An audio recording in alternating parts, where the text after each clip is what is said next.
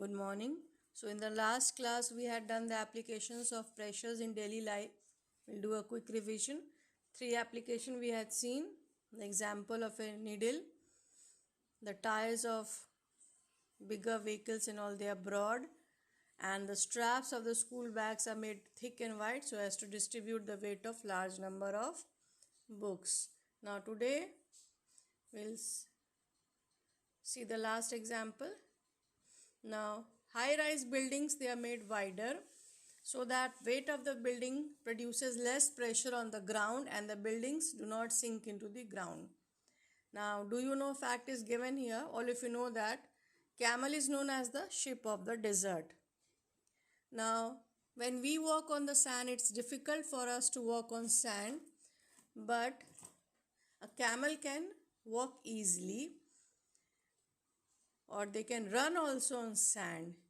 And why is it possible? Because camel is having a broad feet, so its weight spreads over a large area. So the pressure exerted by its body on the sand is much less as compared to the pressure exerted by us. Now one checkpoint is given here. So you can see already I have written the answer. Pressure is the force acting on an area. SI unit of pressure is Pascal. A pointed hill exerts high pressure. It's a bit dim because I had written with marker.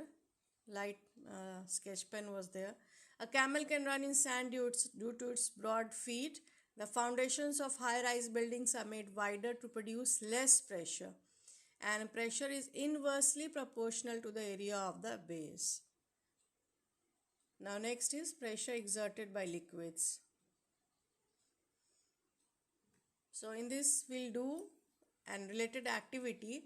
So you can do this activity. You will fill a bottle with water and make holes at same height from the base of the bottle. Now we'll observe that water starts leaking out from all the holes in equal amounts because water exerts pressure on the walls of the container.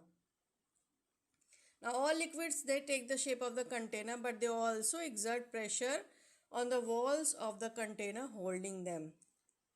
So that is why whenever it gets an outlet, it forces itself out, it gushes out, and it exerts pressure on the walls of the container.